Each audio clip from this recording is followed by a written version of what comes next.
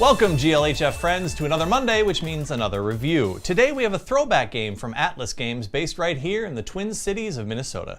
Cursed Court, designed by Andrew Hansen from all the way back in 2017, is an intro game to speculative gambling, one of my very favorite things. Will you risk long odds on a huge payoff, or will the game prove that gambling is always doomed to fail? Let's open it up and find out. First up, past Lee Moyer's box art, is the board, replete with more of the same.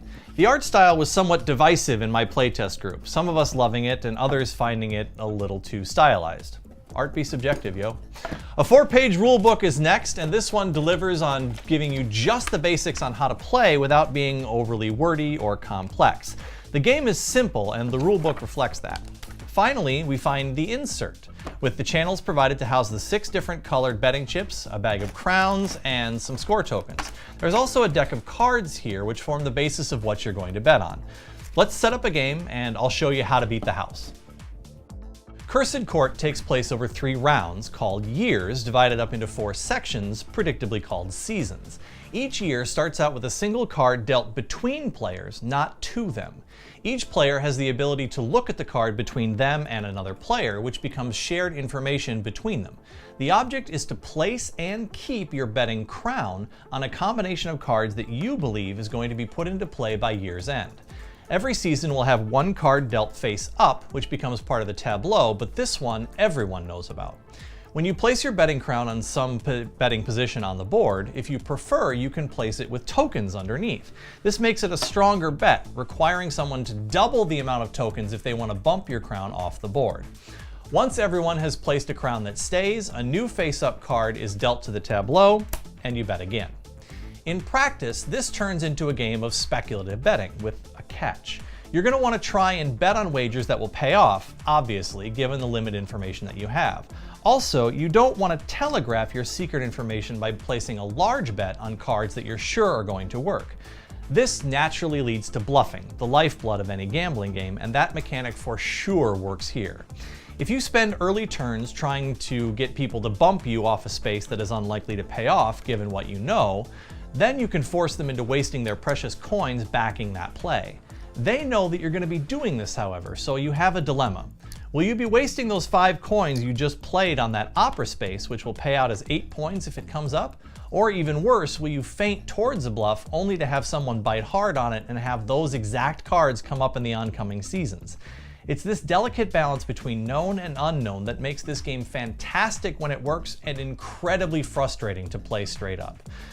As much as I try to stay away from talking strategy in my videos, I want you to discover those on your own.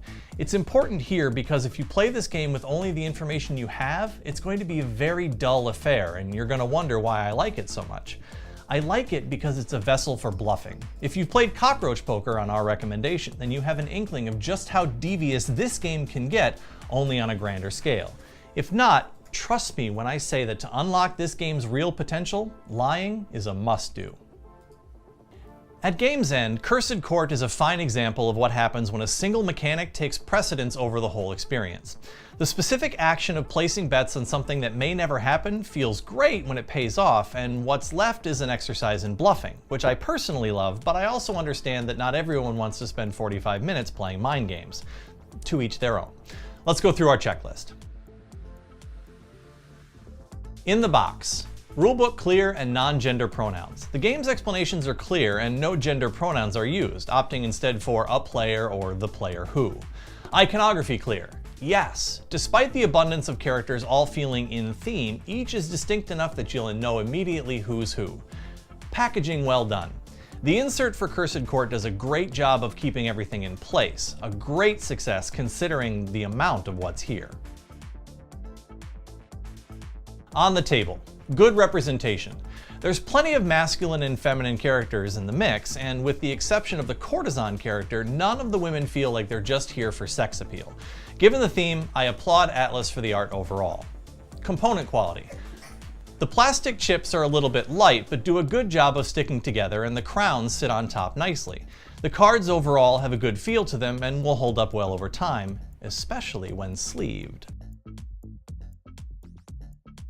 Replay value, very high. Given the blind combinations, you'll have plenty of variance from game to game, and the ability to read your opponents is far more of a contributing factor to this game than the repetition of combinations.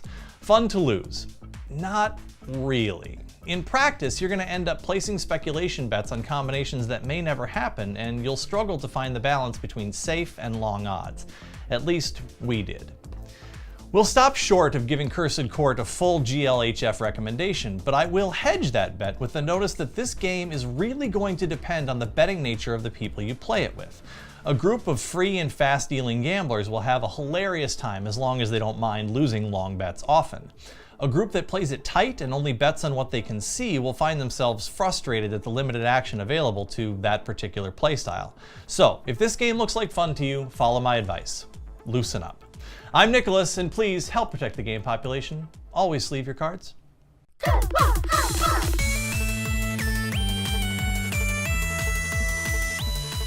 Hey everyone, if you enjoyed that video, please hit that sub button and check out all of our other offerings at goodluckhighfive.com. And please consider becoming a patron of the channel at patreon.com/GLHFmagic and help us keep making reviews, videos, and podcasts for as little as $5 a month. We're also always looking for new games to review, so if you make games or you know a company who does and wants to have their game reviewed on Good Luck High Five, please reach out to us at glhf@goodluckhighfive.com and we'd be happy to take a look. You can follow me, Captain N the Game Master, on Twitter and Instagram at CaptainNGM, and follow the channel at GLHF Magic. Remember, please shop at your local game store whenever possible. Until next time, I'm Nicholas, and good luck, high five.